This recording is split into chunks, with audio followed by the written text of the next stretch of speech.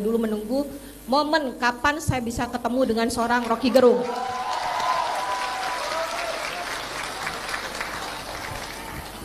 Izin Bung, saya berani berdiri di sini ingin menyampaikan keresahan saya sebagai bagian dari pemerintahan. Selama ini pemerintahan selalu dianggap salah. Semua yang kami lakukan disalahkan.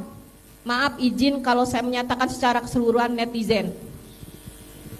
Selama ini ketika pemerintahan itu melakukan kebijakan, maka dengan sontak apabila netizen beranggapan kebijakan itu tidak berpihak kepada mereka, bahwa pemerintah dianggap arogan.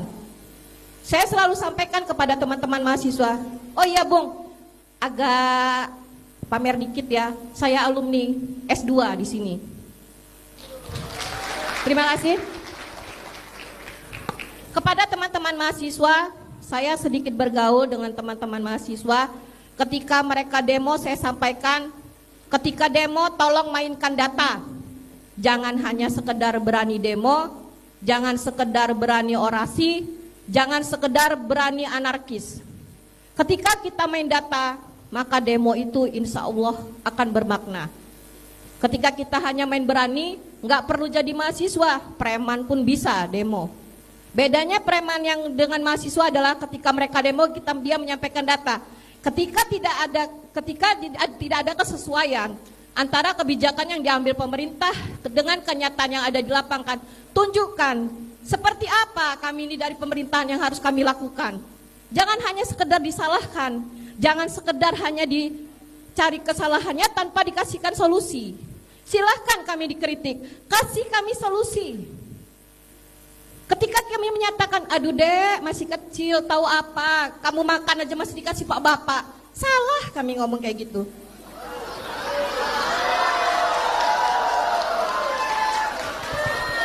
Jadi jujur saja Bung, sebenarnya saya agak lelah, tapi saya sempatkan. Bagaimana caranya? Sebenarnya saya tidak suka merebut mic kayak gini. Secara etika seharusnya saya mematuhi moderator. Tetapi intinya yang ingin saya tanyakan, di sini menyatakan apabila pemerintah tidak akal sehat, bagaimana dengan rakyat? Simple. Ya baik Ibu, mohon maaf langsung ke intinya saja, jangan berbelit-belit ya, karena kita efisiensi waktu. Terima kasih. Siap, Mbak. Bagaimana pemerintahan yang berakal sehat itu?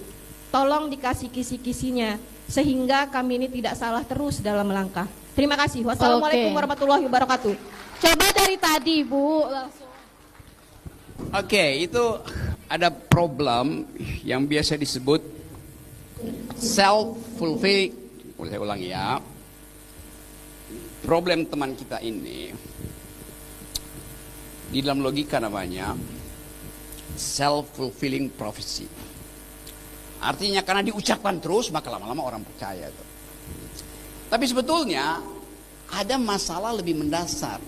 Anda sebut tadi Anda PNS, pegawai negeri sipil.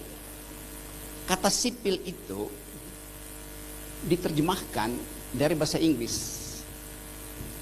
civil servant. Kalau di bahasa Indonesia kan secara telak namanya pelayan masyarakat.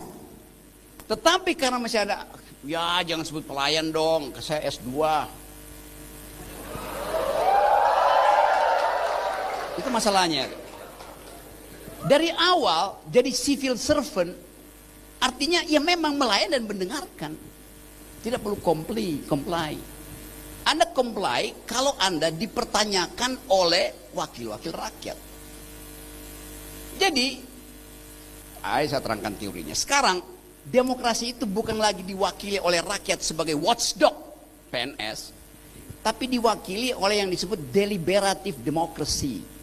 Apa itu deliberative democracy? Percakapan antar netizen. Itu fakta itu ada di situ sekarang.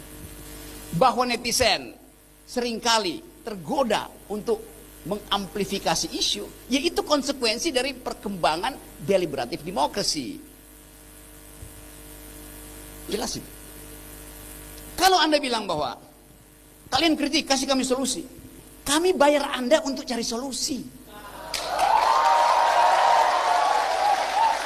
Itu.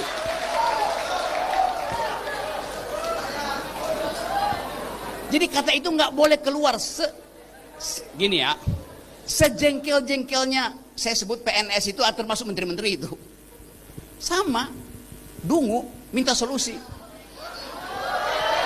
Yes.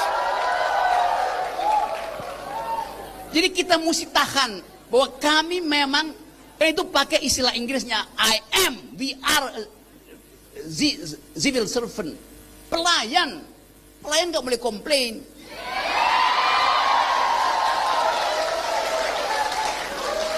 Nah itu yang saya maksud tadi, kejujuran berargumentasi. Saya terangkan logikanya. Mau siapapun yang ngomong, ibu-ibu, pejabat segala macam, lu salah cara bicara memahaminya tuh. Anggota DPR itu tadinya adalah pengemis. Dia datang ke saya, Pak, pilih kami, ini amplop sedikit. Dia mengemis supaya dapat kekuasaan. Begitu dapat kekuasaan, dia jadi tuan. Ya tuan tolol. Itu soalnya. Jadi sekali lagi, sudah dinasibkan untuk mendengarkan kecerewetan publik. Itu dasarnya.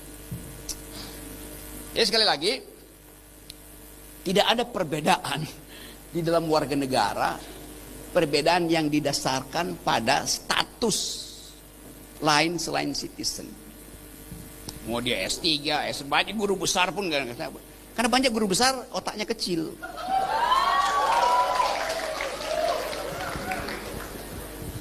Itu yang saya terangkan bahwa ijazah itu tanda Anda pernah bersekolah, bukan tanda Anda pernah berpikir.